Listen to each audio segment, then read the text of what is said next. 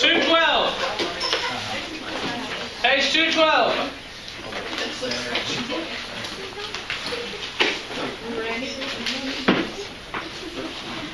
Turn to 212, please.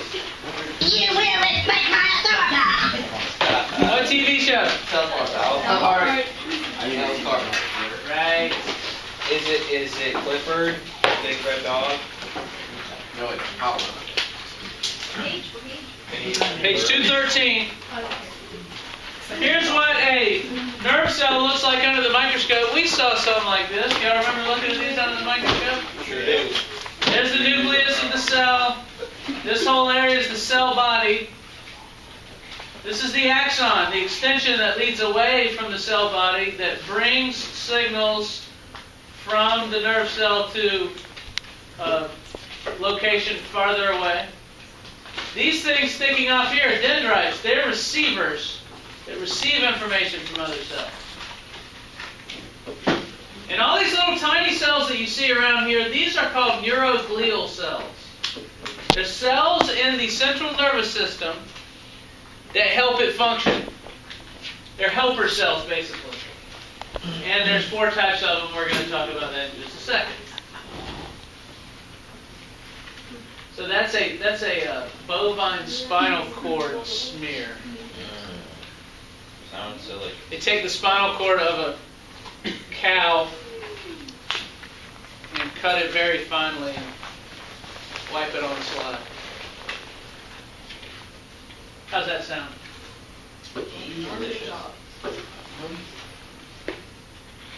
Your nervous system is divided up into 2 main segments.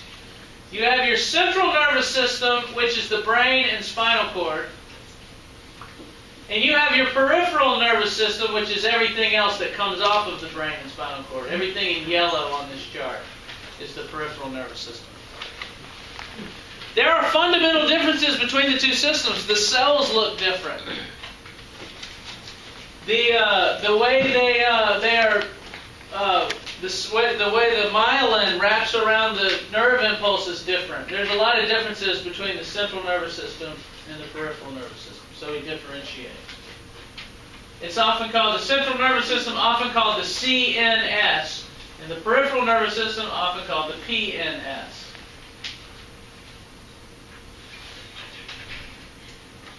Now, the peripheral nervous system is divided into a sensory division and a motor division.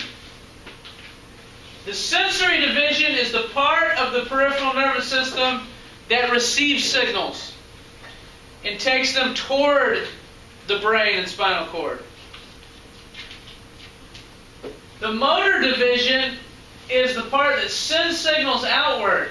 It originates usually in the central nervous system, and signals go outward usually to move muscles or to activate glands, secrete hormones or whatever. You have to have signals coming from your brain, coming from your spinal cord that cause those movements. And so that's called the motor division. So the sensory division is receiving signals, the motor division is sending signals out. The motor division is divided up into 2 things. The somatic nervous system controls the muscles. The autonomic nervous system controls things, smooth muscle, cardiac muscle, glands that are not voluntary, involuntary things. So the somatic nervous system is over voluntary movements. Autonomic nervous system is over all the involuntary stuff. There's a whole lot of things going on in your body right now that you can't voluntarily control. How fast food moves through your intestines, you can't control that. How fast your heart beats. The movement of your bowels or your glands squeezing out the hormones they need to. Is there certain times when it changes from voluntary to involuntary? For instance, like when you're tired, your eyes shut, and it's hard to keep them open? Well, there are crossovers where you can voluntarily control your breath rate, but you don't have to.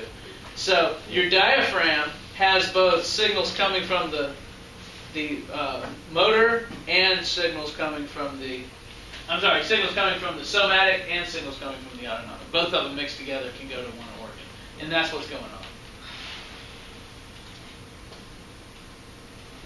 So here are all the different types of central nervous system cells. You've got your neurons, and those are the ones that make and send signals. And there are several other types of cells, though, that help them out. One of them is called an astrocyte. Here you see it here. And it's got all kinds of connections that bind to the neuron on one side and the capillaries on the other. And what they'll do is they'll pull nutrients in and help feed the neurons. They can attach to the capillary here and get stuff from the capillary and give it to this neuron. They can also hold the place of the neuron, keep it in its correct spot. And so it's kind of, the astrocytes are kind of like a framework that holds the whole shape of the nervous system together. You can't just have a neuron just floating around in the middle of the brain. It's hooked to something. And that's what the astrocytes do. They hook the neurons in the proper place where they need to be. This little cell right here is called a microglial cell. It's like a white blood cell. It crawls around in your central nervous system, in your brain and spinal cord, and kills invaders that it finds, bacteria and such. So you have, those are protecting cells. You have your oligodendrocytes. Oligodendrocytes create a fatty layer that wraps around the axons in the central nervous system. And we call that layer the myelin sheath. It's a protective layer, and it's an insulating layer. You know, if I grab this wire over here, I'm not touching the metal, the actual metal of the wires, because it's insulated by a rubber sheath. And that will prevent the electrical signal from that wire from coming out. It keeps it in the wire. And the same thing goes on here. This myelin sheath insulates the signal, makes sure it stays in the axon here, and it also highly speeds up the signal. If the axon is wrapped with this myelin sheath, the electrical signal goes real fast. And if it's not wrapped with the sheath, it goes real slow. So the more myelin you have wrapped around your axons, the faster the signals move. So the battery on the smartphone? No, it's not. It's a little bit of fat that's wrapped around the axon. It's not fat that you'd see in your body. It's not like that kind of fat. Just a tiny little bit that wraps around and insulates these axons. But people with more of that would have faster reflexes? Possibly, but there's a problem if you get too much of it. That's a problem too. So you have to have the optimal amount. You don't want to have too much. It can't be like this. There has to be these little open spaces between the two for the signal to propagate. And if you build too much myelin up, then the signal can't go at all. So that wouldn't be a good thing. So there's a limit to how fast these things can go. Is it true that the more you think about a certain thing, the more myelin you'll build up, and then the easier you'll come to think about it? I have not heard that. No. What happens when you memorize or something like that? We know that the connections between the neurons increase.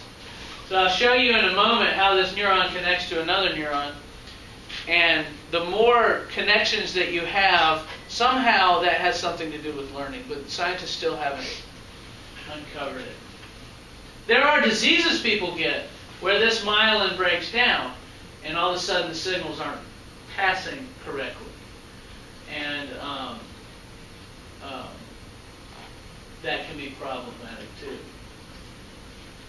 There are areas in your brain that hold fluid, and it shows one right here, and they're surrounded by these cells. They're called ependymal cells. And those cells create the fluid that floats around in these spaces. The spaces are called ventricles. And the fluid is made in that space, and then there are little tubes where the fluid can move out of the ventricles and can surround the fluid can go surround your brain, surround your spinal cord. We have a name for the fluid. It's called cerebrospinal fluid, or CSF. And that's that fluid. Sometimes if people get infected, and they'll have meningitis. Have you ever heard of that? My brother had that. He had that? He had meningitis. And they'll go in there to test for it. They'll do what's called a spinal tap, where they stick a big needle, and the needle sucks some of the fluid that's circulating around the spinal cord, and they look at that fluid to see if there's little bacteria living in it.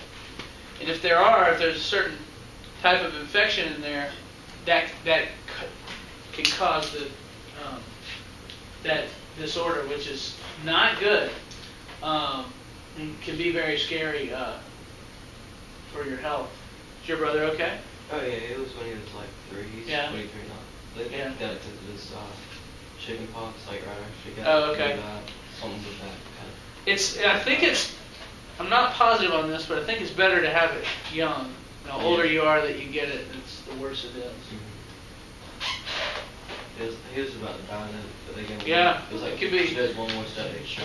One of the top golfers that I ever had on my golf team was a female, and she got it during the season. She had to quit. She had to drop out of school. I'm pretty sure I shared this before, but my brother had it when he was 9 and he forgot how to read and write. Like, he had to Oh, read really? everything. Yeah. Meningitis? Mm-hmm. Wow. Did it come back to him, or did he have to relearn? No, he had to like relearn it. Oh my gosh. You shared that. Bad. I did. Did you share that? Yeah, I think it is in psychology. Oh, okay. I'm yoked. Here is a single neuron that we've isolated here. And there you see the dendrites. Now the dendrites are there to increase the surface area of this cell body, because those dendrites there are going to have many, many neurons attached to them, so that other cells can communicate with this one. And so one neuron might have 1,000 other neurons attached to it.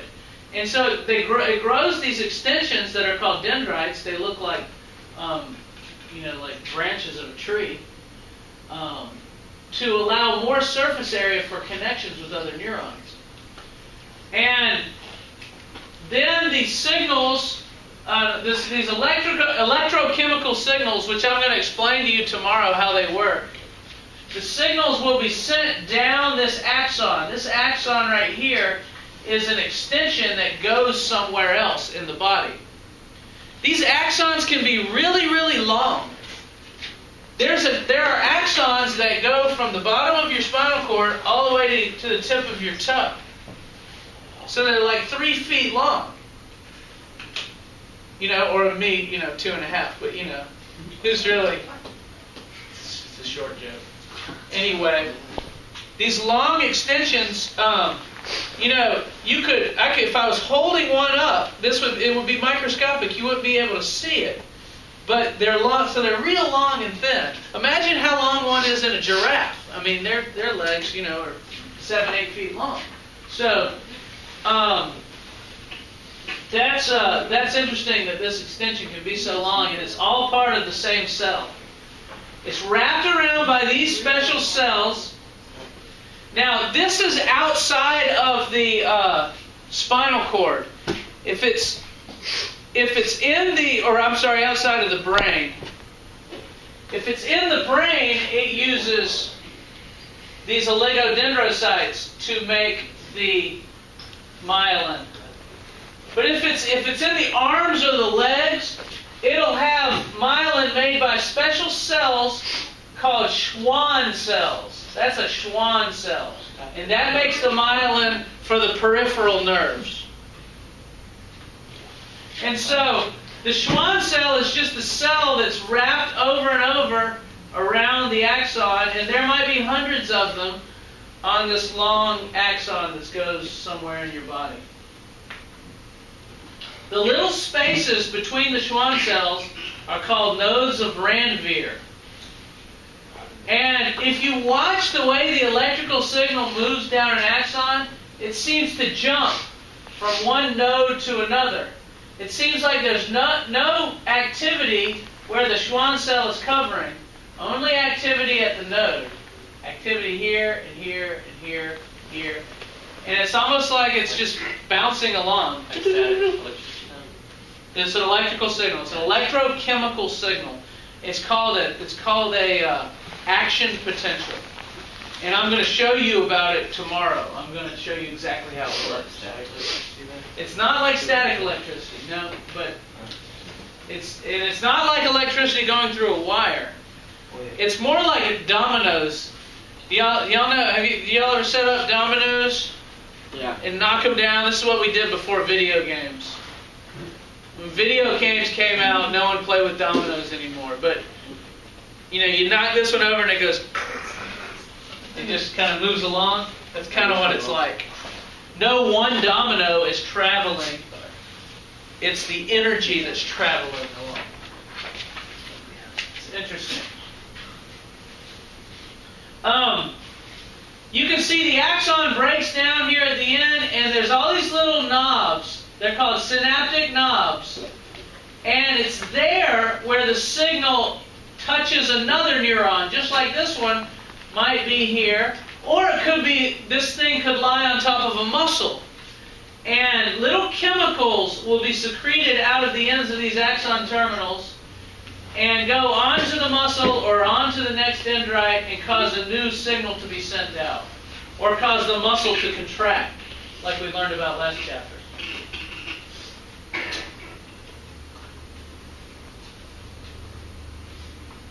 There's dark substance here in the cell body called chromatophilic substance.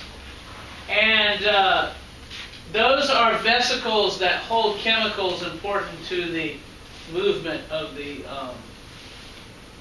signal. Now here it shows up close what a Schwann cell looks like. It's a cell that has wrapped around the axon and helps it to send its signal. And here's a little video of how it forms. Neurons have three main regions: the cell body, dendrites, and an axon. All but the smallest axons are surrounded by a myelin sheath. They are therefore called myelinated axons. In the peripheral nervous system, the myelin sheath is formed by Schwann cells. A Schwann cell wraps around the axon, creating successive layers of the Schwann cell membrane. The compressed inner layers of the membrane make up the myelin sheath. As the myelin sheath forms, the Schwann cell cytoplasm and nucleus are squeezed into the outer layer. This outer layer is called the sheath of Schwann. Each Schwann cell wraps around approximately 1 millimeter of the axon's length. Therefore, many Schwann cells are required to form a myelin sheath along the whole axon. Adjacent Schwann cells are separated by gaps of about 2 or 3 micrometers. These gaps in the myelin sheath are known as nodes of Ranvier. The myelin sheath provides the axon with electrical insulation. Changes in the membrane of the axon that result in nerve impulses occur only at the nodes of Ranvier. By leaping from node to node, the impulse can travel very rapidly along a myelinated axon. Large neurons in the central nervous system are also myelinated. The myelin sheath is formed by oligodendrocytes. Unlike Schwann cells, oligodendrocytes have extensions that form myelin sheaths around several axons. These myelin sheaths also provide electrical insulation. The membrane changes that result in nerve impulses are restricted to gaps in the myelin sheath. The nerve impulse travels very rapidly along the axon. information there. I have a question. Yes. Is it possible that the signal isn't just jumping from the nodes, but it's actually going under the, Going through here somehow? Yeah, and you can't actually see it? I have never learned what is actually happening in there. I don't know if nobody knows, or I don't know if they know, but it's so complicated they're not bothering to tell us at this point.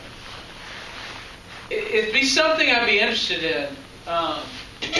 Maybe you could Google it and say, what's going on inside? Somehow it gets from here to here. It's got to have a way, but I'm not sure how that works. I've never learned that. It's a good question. If you figure it out, tell me. I will. Maybe I'll look that up if I get some time. I'll try to remember to look that up. There's different ways that these nerve cells can look. This is the kind I just showed you. It's actually called a multipolar neuron. But they don't all have to look like that. Sometimes they look like this. This is a bipolar neuron, where the cell body's in the middle and it has like a real long dendrite and a real long axon. And then sometimes they look like this, where the cell body kind of sticks off to the side. And you have, they just call these little things dendrites, and this is the axon is real long like this. So there are different looks to neurons. You see neurons that look like these usually in the central nervous system, in the brain and spinal cord. And neurons that look like these outside the brain and spinal cord, in the peripheral nervous system, is where you normally would see them.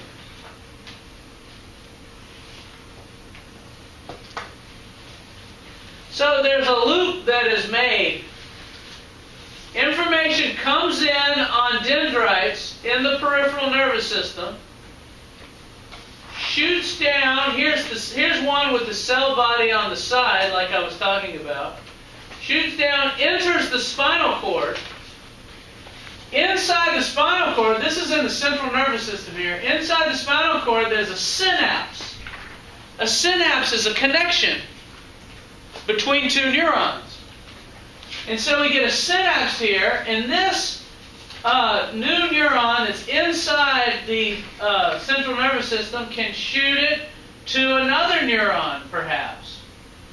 And we call these two things interneurons because they're between the one that sensed it, the sensory neuron, and the one that sends out a signal, the motor neuron. So you have information coming in, synapsing here to communicate with a couple of interneurons in the middle, and then here's information going back out. So these interneurons that are in the middle, those could be in the brain or in the spinal cord. It depends. Sometimes the signal can go up to the brain, and there could be more than one interneuron involved here. There could be several, and the signal bounces around the brain a few times, and then you get something come back out. The simplest example of this is a reflex. Can I borrow this? Reflex works like this. Are you getting this? People at home would love to see this. So you can take something. I went to the doctor's not too long ago, and he did my reflex, and he just did it so good. I was very impressed. I was kicking a soccer ball there. But anyway, if you hit it in the right place, ooh, that was a good one. Good reflexes right now. Why? Usually aren't that great. Like a cat. What you're doing is I'm hitting this. There's a sensor. There's a tendon here, and when I push on the tendon, it stretches It stretches the tendon a little, and the actually that's not a tendon. That's a ligament. Ligament is connection between two bones. I think that's a ligament. Anyway, so I hit it right there, and it stretches the dendrites, which then send a signal up into my spinal cord. It hits a couple interneurons and comes straight back down. The signal comes straight back down to my thigh muscle. little neurotransmitters and calcium is released in my muscle, and the muscle contracts and my foot goes up. And that all happens that fast. You can see there's a slight delay from when you hit it and when you kick. It's just a slight delay. Ooh, that's a good one.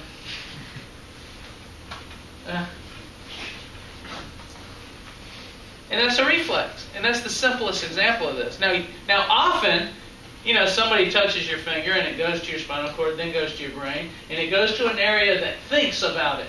And somehow thinking is the bouncing around of these electrical signals. And the thinking goes, somebody's touching your hand, you better look at what's going on. And then a signal goes to your eyes, and your eyes go, huh? And you see this little guy down there touching your arm. You go, hey.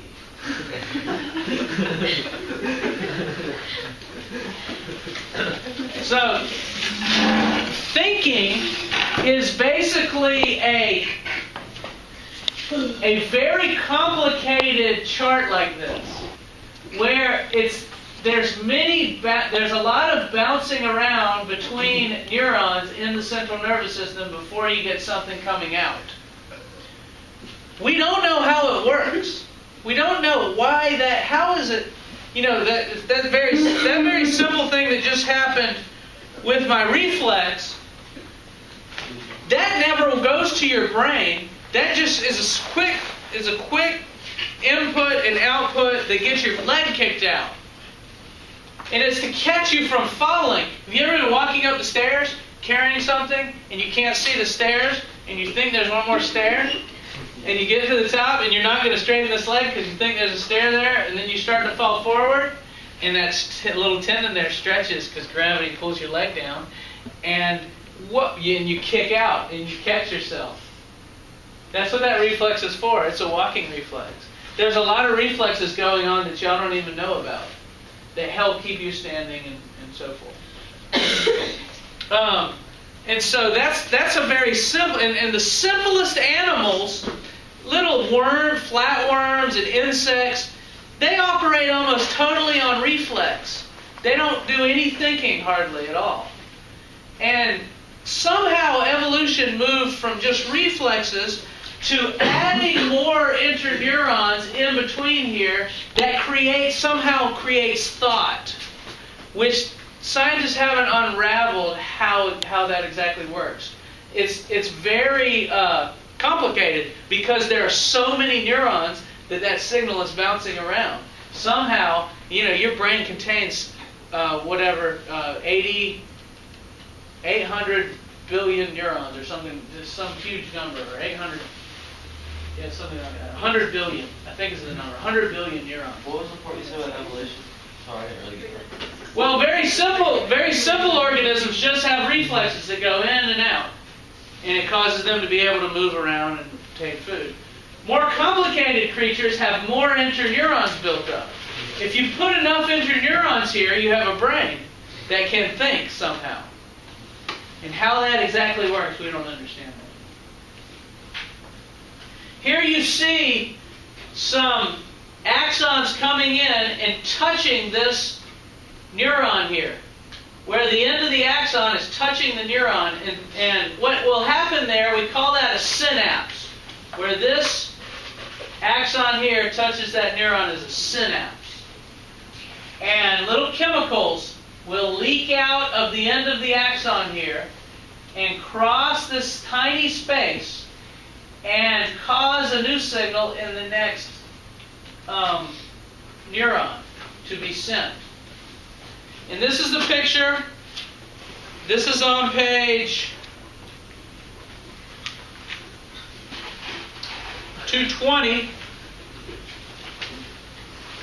showing how that works. And I have some videos that show it probably better than I can try to explain it. It's easier to see the motion here. Here's a very simple one. I'll do a simple one than a complex one. An action potential generated in the cell body of a neuron passes along the axon to its tip. The action potential triggers release of neurotransmitter molecules. They diffuse across the synapse to receptors on a target cell and affect that cell's behavior.